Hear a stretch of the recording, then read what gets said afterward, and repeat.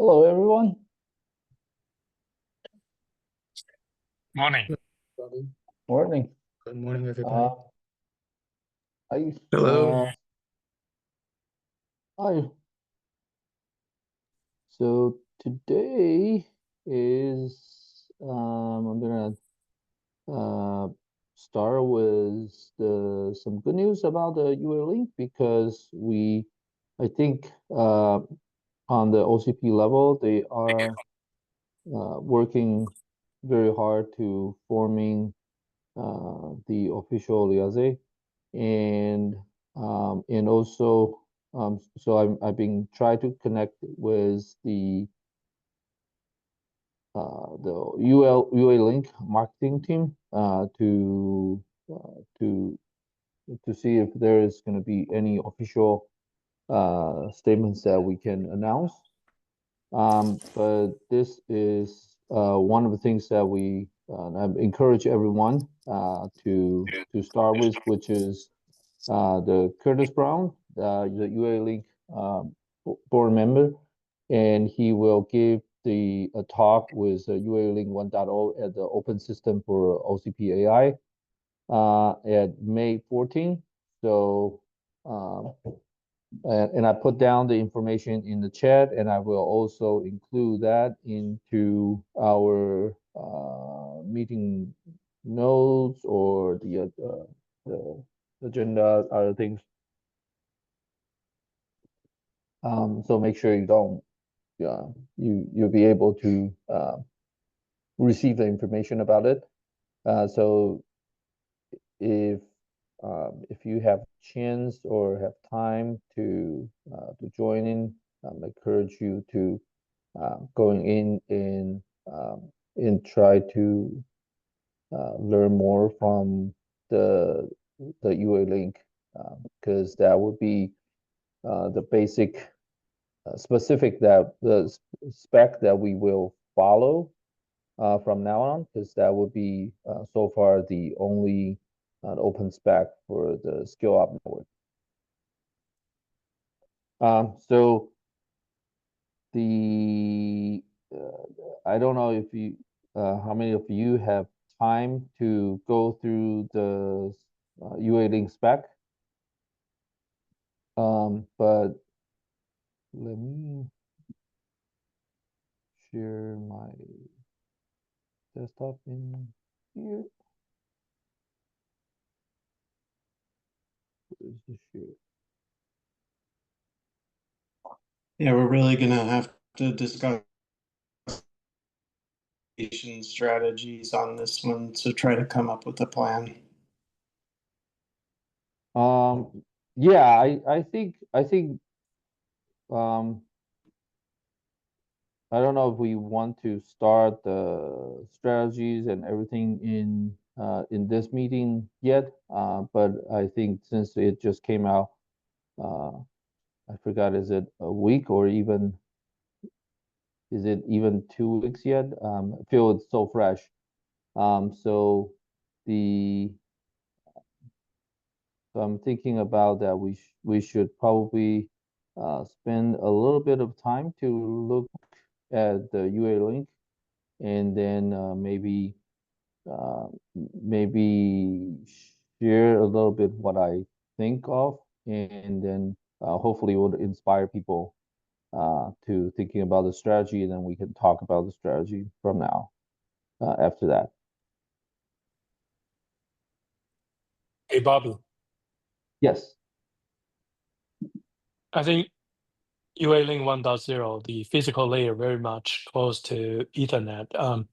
What's critical is the protocol transport layer implementation. Right. Can we identify one or two people or company really implement this UA link so we can actually maybe plan ahead to do some kind of interop testing with the first UA link implementer? I think probably will be Astera Labs plus maybe AMD, because I think Broadcom dropped out, right? That's right. And I think you are pointed out something very interesting. I think I'm gonna write it down, so make sure I won't forget. And and uh and we'll see if I can go through other channels to come out with something like that. Because I think go through the UA link marketing would help. You said the physical channels interoperability test. I guess I'm just stepping back a little bit. When I Mhm. read the document on UA Link, I think there's Yeah. a couple key things. So one is the FEC that they're using, which is, as Ryan Right. said, Yeah. basically the same. There's also some latency goals that they have for the overall channel. And I think those in hundreds of nanoseconds. So that's very straightforward to meet. There's Hmm. also, whatever the bit error rate targets are. And I have to Hmm. admit, I haven't read that part of the document yet. Right. And so then I start to think about that. What Ryan suggested was interop testing. And so I'm not sure what you gain from that. There are going to be corner cases that we'd want to really test. I'm sure we could put a module in there and get it to work, right? But then the question is, does it cover the whole range of the space? And that's what I guess that's what I worry about. So if we're going to do interrupt testing, then I think we need a better plan how to make sure that the corner cases are covered. Yeah. One thing I'm I think that would be the things that we can plan from now on. But you know, as for the target for this work group, right? We wanted to come out with a white paper that kind of guiding the OCP community to select what kind of uh, photonic methods for the future, and also let many company that also able to express their advantage or disadvantage for this kind of um, a scale up network. And I think the interoperability test that would be one that can be one of the channel, but that I think and I'd also think that with this kind of a uh, not exactly the same kind of FEC, but also with a very clear latency testing spec and different kind of BR because they're using a flip. So I think there are something that we can break it out uh, to structure the white paper, and hopefully people can greatly participate in working on each topics.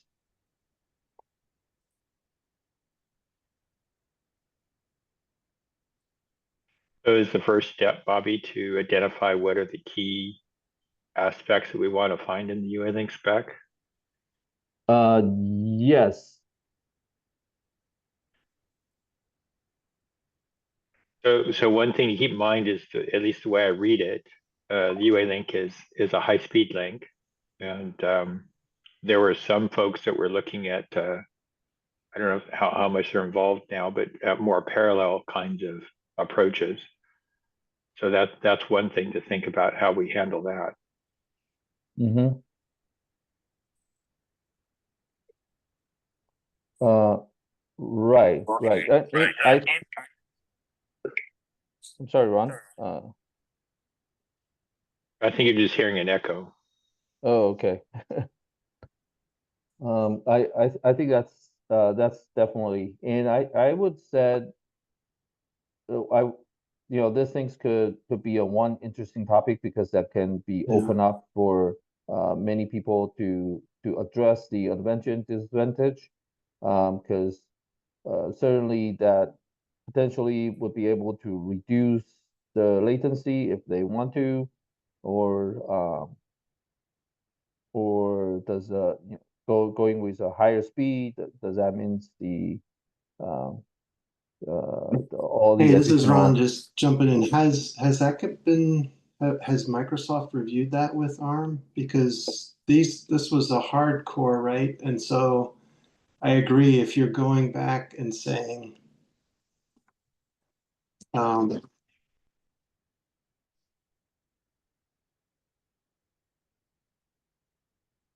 Ron, I think you just muted.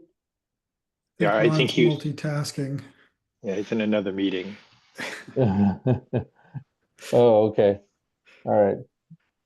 Because Oh, I was confused about the UA link with ARM. I was just going to Bobby, say that. Go ahead. Yeah, go hang ahead, on. Jeff. I was going to say, so the latency targets are thing are like 300 nanoseconds. Hmm. You know what they have in the document, depending on the lane count. So that's a lot of time compared to the optical solutions for people here are talking about, I think.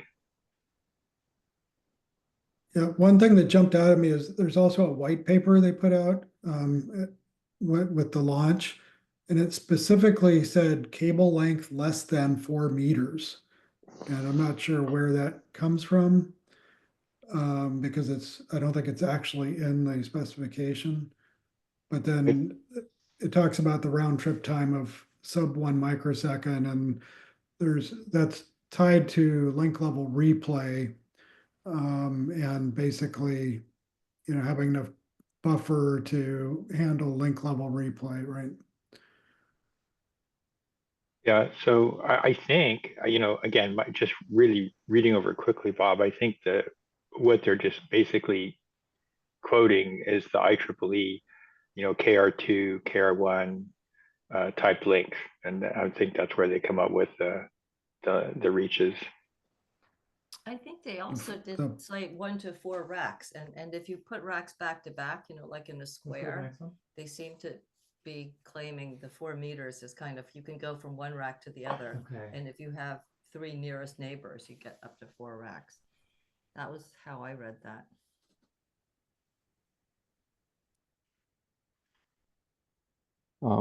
But I also kind of feel interesting about it because it says there's a limitation about the switch, right? Because all the pod has to connect it to one switch, and then the switch port would limited amount the accelerator that can attach on top, and so if you're talking about uh, everything's less than 4 meter, it seems pretty hard for me to imagine a system that can fit into a 1024 device. Uh,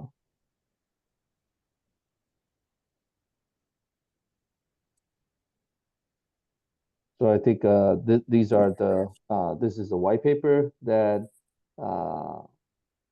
that Bob was mentioned about, and I think there are some uh, quick uh, quick specs in here. As Bob mentioned about the cable length is less than 4 meter. The round trip latency is less than 1 microseconds. Um, and this is what I mentioned is one endpoint is like 1024, but it feels like it's hard to squeeze that four into that amount of the endpoint into 4 meter cube. Well, people are talking about 600 kilowatt racks now, so it's not out of the question.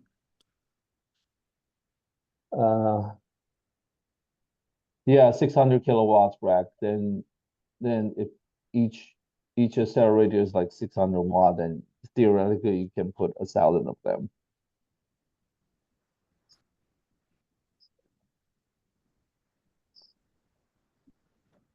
Right. But yes, I think if the important thing you pointed out, Bobby, is there's only a single layer of switching. You can't have multiple layers of switching. right. I think there's probably is there a single layer? I thought there's like two. Yeah, there's no, you can't have switch to switch links. There are no switch to switch links defined. Definition of pod, right? If you look at the white Are we paper, done? it's very nice in terms of defining what a pod is, and it's defined as Okay. being connected by a single All right. hop, everyone to everyone. Mhm. Yeah, no, but I mean, it explicitly says there are no switch to switch links defined, so. Because this is Mhm. scale up. Yes.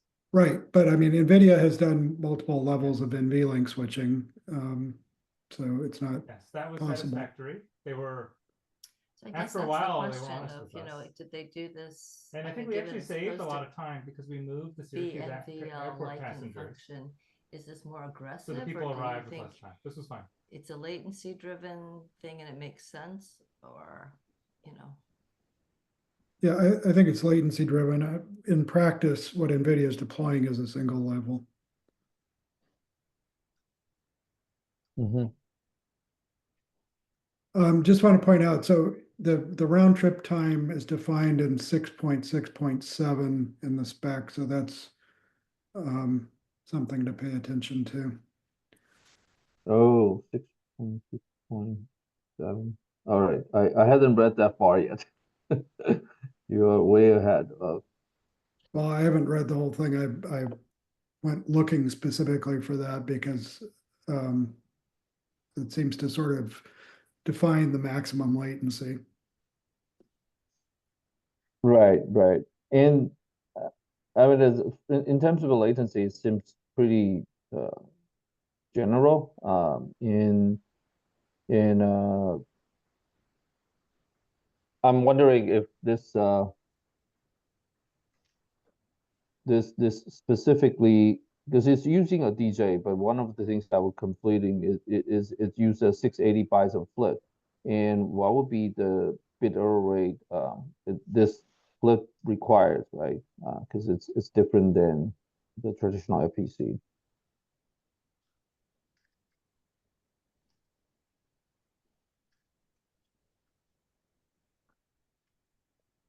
Sorry, can somebody post the white paper link? I can't seem to find it. Oh, Karen, I you have a link? let me find it. Let me put it in here. I already have a copy in our drive, um, so hopefully if you can.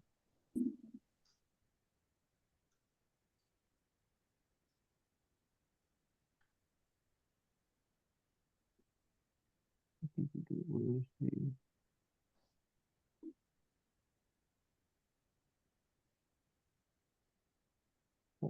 shit?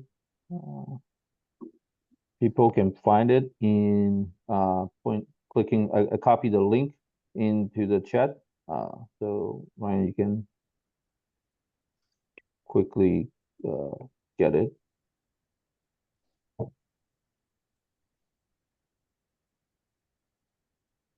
Thanks, Bobby. Welcome.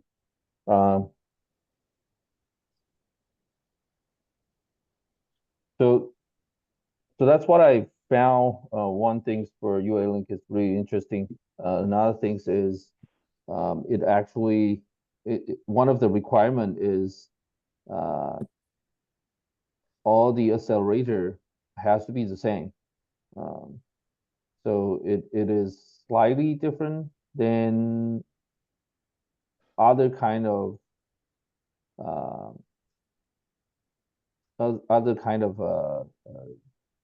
the the the network scaled up network because some of the some of the protocols like also wanted to access the accelerator uh, accelerator memory to share the accelerator memory, for example, the CXL.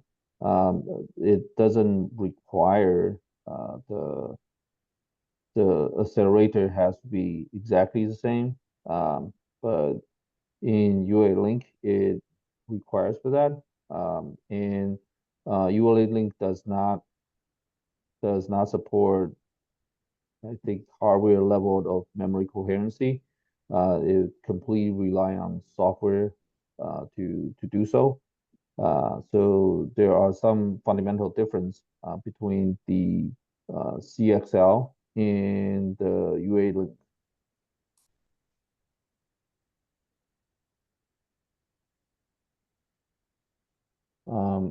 So this is the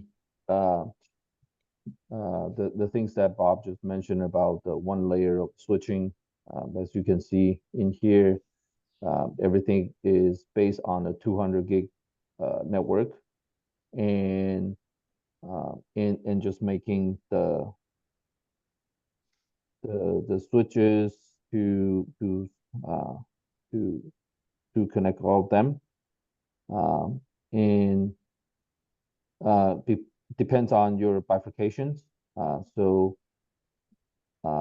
each accelerator you'll be able to, I think, split it into four port or something to split it into the different switches.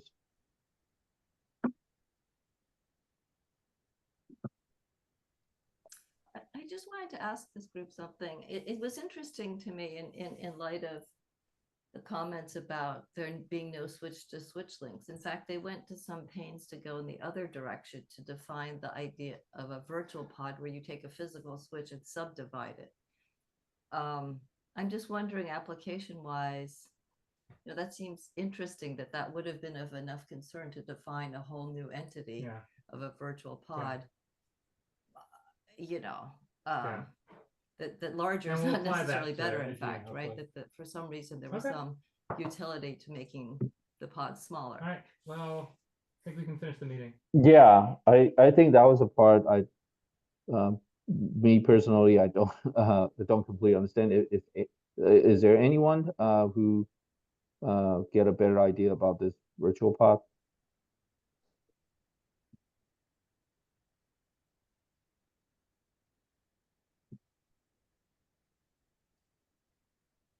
Maybe that would be the one that one of the questions that I can raise up and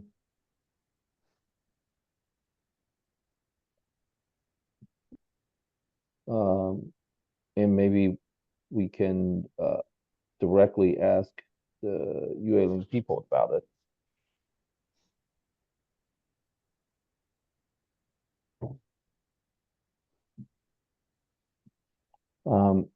So these are pretty standardized, I would say, and I wonder if anyone has connections or any people who are aware how many ports that the Sterilab when they make, or AMD itself making the switch, how many ports that their chip would support, the switch chip would support, because that fundamental limited how many things that you can connect it in here, right? At least for the near-term generation. Well, the largest Ethernet switches right now have 512 SerDes, but Broadcom has talked about a path to 1024 SerDes. Right. The largest CXL switch out there is 256. Uh-huh. But I mean, it's fundamentally just how many SerDes you can cram on a full reticle die. Right. So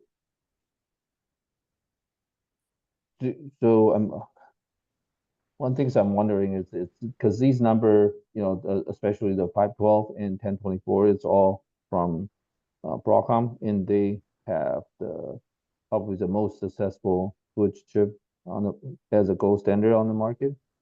Just don't know if other people who make the switch chip, would they be able to overcome it, or even achieve this? Yeah, I mean, there's 4 vendors with 512 SerDes at 100 gig, and that's Cisco, NVIDIA, Broadcom, and Marvell all have parts in production. Mm-hmm.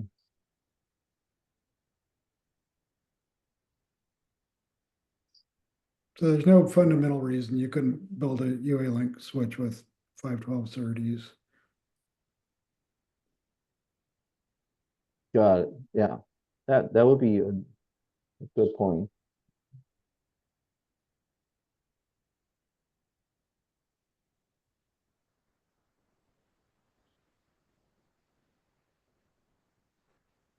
But Astera Labs hasn't disclosed the density of their Scorpio X because that seems to be more of a customer-specific product.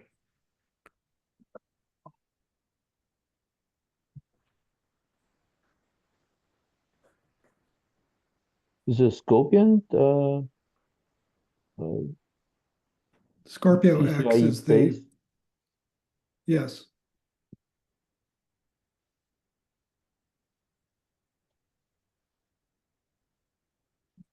Yeah.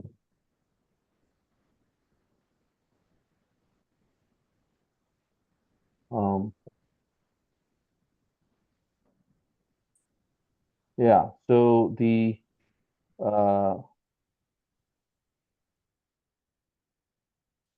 I think this white paper gets a pretty uh, good introduction for the whole UA link. If you have problem to access this paper, please let me know, because I think that it should be able to access by anyone who has the link. Even you didn't require to access the whole Google Doc. So if you cannot access, please let me know, and we can go over it more in the future. We'd like to understand uh, what we should uh, plan to study on for the for the white paper, and welcome to any kind of idea that we should work on. I think, Bobby, I think, again, I think it's all about the physical layer. A lot of Mhm. this stuff in UA Link, I don't think is important. I think the kinds of things we want to know is for the GPU side and for the switch side, what is the, what kind of port count, what kind of, is it pluggable? Is it co-packaged? What kind of density requirements do they have there? Those are things that I think are important for the enabling the optical links. So like I said, I think it's, what do they need in terms of bit error rate? Mhm. What do we have to do in terms of radix and fan out to help come up with the minimum, rate per fiber? And, Mhm. and then also, what are the dimensions that we would have to fit in if we were going to try to enable this? I think to me, those are some of the key questions. Yes, and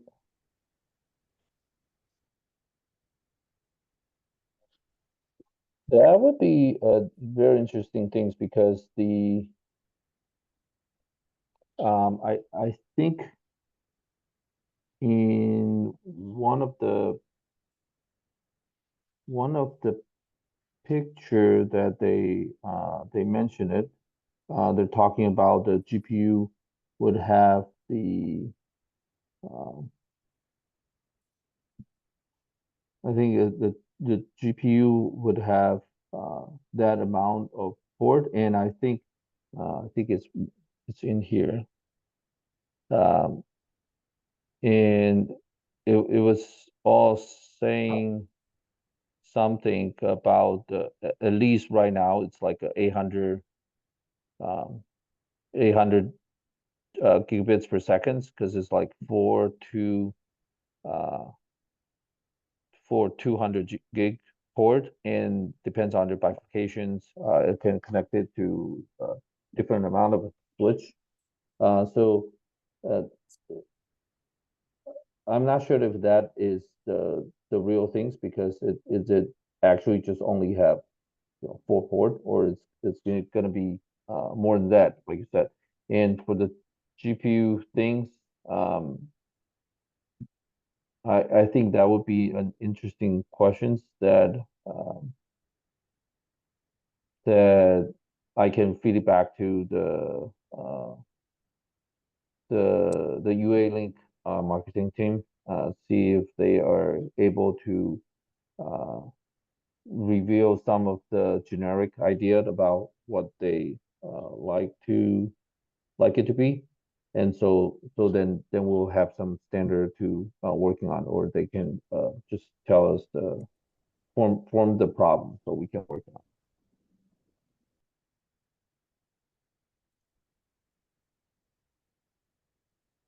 Okay, so I think we're at about time, and since we, this thing is so fresh, I encourage everyone to read it through. If you have any idea, even just wanted to find someone to discuss, don't hesitate to reach out or share. And because I think this is new to everyone, and I need to collect all the idea in order to make our the things happens. Before everyone goes, there's one more things I'd like to share with everyone is the OCP advertising is OCP has APAC happens in Taiwan this year. There's many optical sessions. I think there's like 3 of them. And I will share the link in the notes so people can check it on. If your company or you have some ideas that you can like to talk, we can go through the short reach channel, or you can go through the company channel, and then we can. Right now it's calling for paper, so still time to think about it. If you have any questions, please let me know. And I wish everyone has a good day and a good weekend. We'll see you next week.